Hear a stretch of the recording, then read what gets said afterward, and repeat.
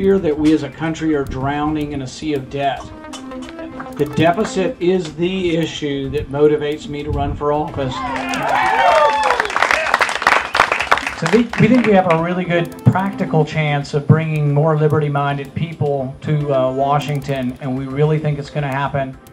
I think one of the things, and this is an undercurrent in the Tea Party movement and some of the other movements, is that people are really upset that their congressmen vote on bills that are 1,100 pages thick and don't read them.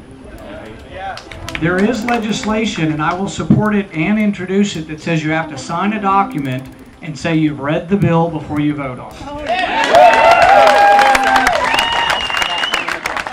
I think these are reform-minded issues that bring new people to our movement. We sometimes think we're getting a change. You know, we elected a change in 1994. We elected Republicans to Congress for the first time in 40 years, and they were elected on the Contract with America. The Contract with America had many good things in it, but it didn't take long for them to forget about it. By 1996, they had a new strategy, and actually it was a Republican from Texas who coined the name for this strategy. It was called the K Street strategy. And K Street is where all the lobbyists live. All their businesses are on K Street. And this particular Republican from Texas went around and said to the Republicans in-house, we will stay in power if we do like the Democrats did. We go down to K Street and we get the money in buckets from the lobbyists. We give them what they want, and we will stay in power. Power became more important than the principle of what we wanted to do, to bring limited government, to balance budgets, to bring responsible constitutional government. This is Rand Paul here visiting in Austin, Texas, running for the U.S. Senate from Kentucky. Glad to be with you today. I'm an ophthalmologist. I do eye surgery and have practiced for 16 years in Bowling Green. I came to Kentucky because my wife grew up in Kentucky and is from a small town near there called Russellville. For many years I've been involved with the taxpayer movement. I headed up a group in Kentucky called the Kentucky Taxpayers United, and we rated the state legislature on their tax and spending votes, and we produced a scorecard so people could see how their legislators were voting. We also promoted a pledge called the Taxpayer Pledge, where candidates would sign saying that they promised not to vote to raise taxes. I've already signed that pledge for my campaign. In fact, I've gone one step further. I've said that I pledge not to vote for any budget that's not balanced, whether it's a Republican budget or a Democrat budget. I think we should decide things not on whether they're a Republican or Democrat, but whether they're good or bad.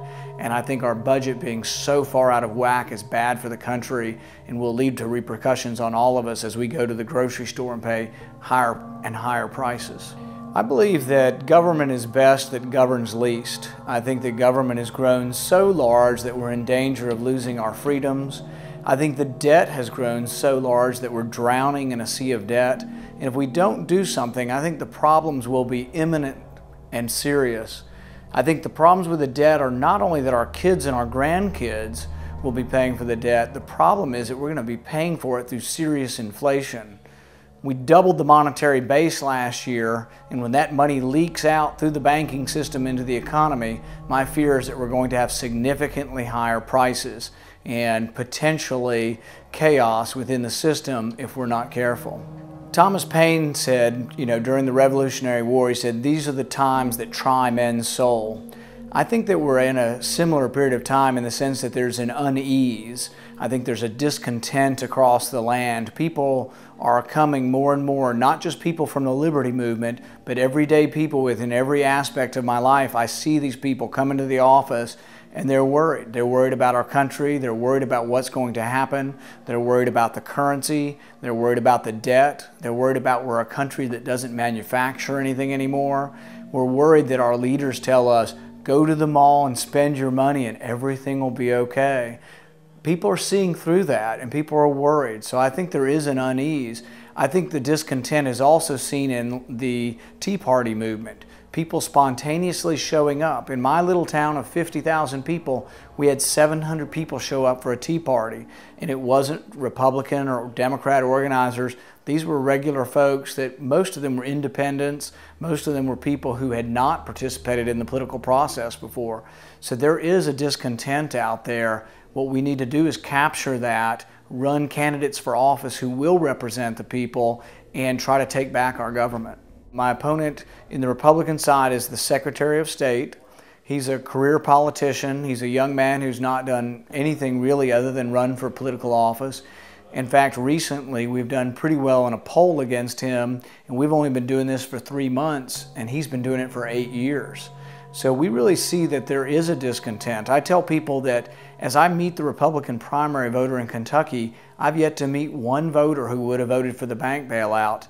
But the Republican leadership, over half of them voted for the bank bailout. So I think there's a disconnect. I think the Republican primary voter is ready for a different type of candidate, not a career politician. I'm a physician, I'm a small businessman, and I don't want to go into this for a living. I go into this because I'm worried about our country, worried about the debt, and worried about the repercussions that are coming.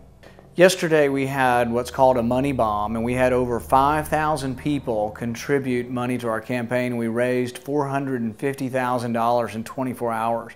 This is phenomenal. It shows that the Liberty Movement is alive and well. We did this in 24 hours online, and we think we set a record for Kentucky. No other candidate in Kentucky has ever raised this much money online in a 24-hour period. It also brings us up to parity with the establishment candidate, and it allows us to be considered to be a competitive force and a formidable candidate. I've come down here to Texas also, and we're having fundraisers in Texas. We will raise money from across the country as well as from Kentucky. We're also scheduling fundraisers in Kentucky, and we'll raise money within Kentucky as well. But the issues resonate throughout the country, and the issues of limited government and less taxation and less regulation, bringing the budget back into balance, looking at the Federal Reserve and saying we've got to audit the Federal Reserve. We need to know where they're spending the money, what they're doing it with. The Federal Reserve increased their asset sheet by $2 trillion, meaning they bought up all these loans. The Federal Reserve bought used car loans and bad home mortgages last year. 40% of what the Federal Reserve is buying right now, neither you nor I would purchase. Would you purchase your buddy's bad car loan, lives down the street from you? No way. But the Federal Reserve is doing this, and we don't even know how they're doing it because they won't let us audit the Federal Reserve. It's now 270 co-sponsors for auditing it, and yet we still don't have a vote. So we have to keep pushing on. The Liberty Movement needs more candidates. We need to keep calling and writing all our congressmen and senators to get the audit bill through. Recently, they've been talking about who they want to replace Bernanke with, or whether he'll get the job again. I think the discussion should be, let's don't replace him at all. And even if you didn't immediately abolish the Fed, abolish some of the powers of the Fed. Is there any reason why the Fed should set the day-to-day interest rate?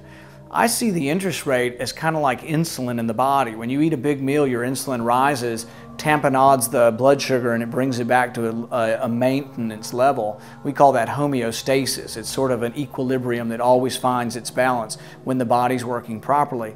The economy's the same way.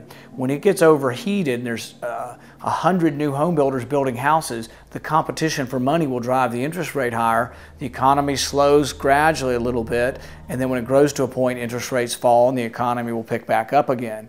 But if you have the Federal Reserve make the interest rate zero, you get this artificial boom, and there is no check and balance. If the interest rate isn't allowed to rise, the economy keeps getting overheated and overheated. That's how we got into this mess. But we're getting into another mess now because we've got the interest rates at zero. We're telling everybody, go out and buy another car. Bring in your old car. We'll give you $4,500 for it, but you need to borrow $20,000 more to buy the new car. So everybody becomes more indebted. And as a country, that's not good. It's sort of this mentality, go to the mall, spend your money, and everything will be okay.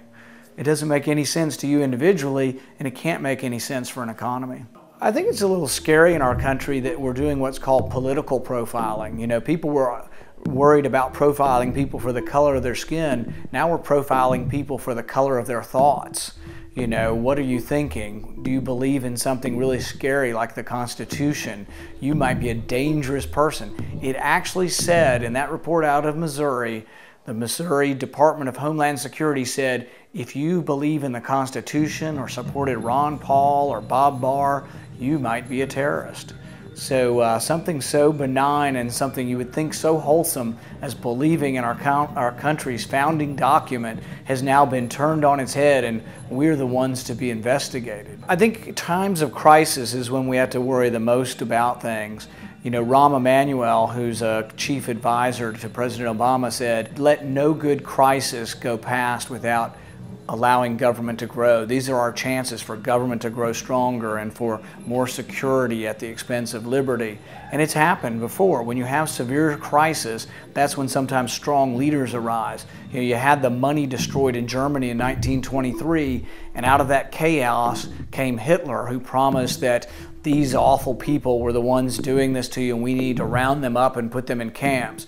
And the liberties just went out the window, but people actually democratically voted in a Hitler. And I worry about that again in our country. If the money is destroyed in our country, could we get a time where a strong leader comes forward and says, "We just need security. I'll make you safe, but just give me your liberty. Give me your liberty and I'll make you safe again." And unfortunately, some people accept that, you know, but we have to remember what Ben Franklin said. He says, you know, those who trade their liberty for security will have neither. And that's an important maxim to remember, is that you never get both. And it's hard to get your liberty back once you've given it up. Talk about the reports that we're hearing, like Obama supporters are going out and they even set up a tattletale line at one point to, you know, people who criticize Obama and kind of turn him in. They've since stopped that particular piece, but how does that, you know, what is that? Do they have brown shirts on? Is there a youth patrol that talking about hate speech? Well, I did watch one of the announcers the other day, and they were saying, here's the poll. Do you think if you criticize President Obama that it's hate speech? Well, for goodness sake, criticism of a political figure and they're going to call it hate speech, that's a dangerous sign that freedom of speech may be under attack next if we have to be careful about what we say. And so, no, I think criticism is what makes the country great, and that puts the leaders should have to defend what they're doing. That's why the town hall process is good. I was talking with my brother on the way down here, and we were talking about how his congressman at the town hall only accepted questions on cards, and then the county chairman screened them, and 40% of them were taken out. So only friendly questions were allowed. You couldn't raise your hand. So that's what it's going to come to. If they do town halls at all, they're going to have screened questions because they're becoming fearful that the people might ask them a hard question. How do you feel about this uprising, seeing the people like, and these aren't like kids, you know, protesting that are in college. These are adult working people. I think it goes back to what we talked about there being an unease upon the land, a discontent that's growing and festering, and that the Obama administration's gone too far to the left too quickly, and they want to take over health care, they want to take over cap and trade, they want to do all these things so fast that I think there is a backlash forming, and it's not really coming very well or very much, I think, from the Republican Party. I think it's more spontaneous, that people are just showing up and they're unhappy, but they want an alternative. For example, with health care, they don't want someone just to oppose Obamacare. They want someone to say, what do we do? How do we make health care better? You know, and it's not just access, it's expense. I hear more complaints about how much people spend on their health insurance than I do about access. But I have a plan that I've been promoting that I think would transform things. We need to make health insurance more like term life insurance. When you buy term life insurance, you buy it over many years. So for example, I have term life insurance and it's a 20-year contract, and I'm halfway into it. But if I have a heart attack because of all these stressful questions today and I survive, my term life insurance stays the same. I'm on a 20-year contract. But if I have a heart attack this year or tonight, but I survive, when my health insurance expires this year, they'll double my rates. I have a very high deductible, and my health insurance still went up 17% last year. So even people who are part of the healthcare system, I'm a physician, recognize that the costs are rising rapidly, and I know people are unhappy about that. But my question is are the prices rising because we have too much capitalism in healthcare or too little capitalism? I would make the point that we have very little capitalism. We have private ownership, and I make a profit, and it's privately done, but the prices don't fluctuate. In true capitalism, the price should fluctuate. So when you go and buy things like a cell phone, they're incredibly cheap. Every day they're cheaper, but there's many people producing them and the prices float, and you can choose your product on price. If you come to me as a doctor and you're over 65, the government sets the price. Everybody charges the same across the country, so you can't choose your doctor or your procedure based on price. And a lot of medicine is elective. It's hard to choose your doctor when you're having a heart attack, but if you have elective surgery or you're having your tonsils out or having something done that's elective, you could choose things on price, but you can't. They also make surgery centers very hard to open, so everything's done in the hospital. But if you had surgery centers, all of a sudden you'd have more competition. So there are a lot of ways to bring competition into healthcare, but we're not talking about them because all we're talking about is injecting more government into healthcare. Well, I mean, the first sort of thing you see with martial law is mandates, and they're talking about making it mandatory. I worry because the last flu vaccine we had in the 1970s, more people died from the vaccine than died from the swine flu. I think you have to use your brain, but I think every individual should be allowed to make that choice. For example, 20 years ago, my parents gave me smallpox vaccine, and I would do it again. You know, smallpox was an awful disease, and the vaccine wiped smallpox out of civilization, basically. The only people left with it are bioterrorism labs that have smallpox. I would have also taken the polio vaccine. I know a lot of people had polio, and we stopped it. But am I going to take the swine flu vaccine? Unlikely, until I'm certain that it's safe, and I'm not going to have my kids take it until I know it's safe. But I'm not absolutely saying that I won't take the vaccine, but I say you have to be careful. You have to weigh the risks of the disease versus the risks of the vaccine. But I'm not going to tell people who think it's a bad idea that they have to take it, because everybody should be allowed to make their own health care decisions. And that's the problem with allowing more and more government. There was a vaccine about 3 years ago for rotavirus. It's a diarrhea type virus for children. They started giving the vaccine, but kids started dying from a blockage in their intestine, which they linked to the vaccine, but it took them 6 months to figure this out. And meanwhile, they had already talked about making it mandatory. The whole problem is not necessarily good versus bad on vaccines. It's whether it should be mandatory or the individual makes the decision. And sometimes you want to not be the first one to get a new procedure. You want to see if it works well before you choose. Well, the way the freedom movement can get involved and help me is through visiting our website, randpaul2010.com. And the Liberty Movement is mobilized. We're getting people within Kentucky already distributing literature. We've given out over 10,000 pieces of literature so far. We've had our first poll, and it shows us dead even with the leading Democrat and within striking distance of the leading Republican. So we're excited about what's going on, and if the Liberty Movement will mobilize, this is an election we can win.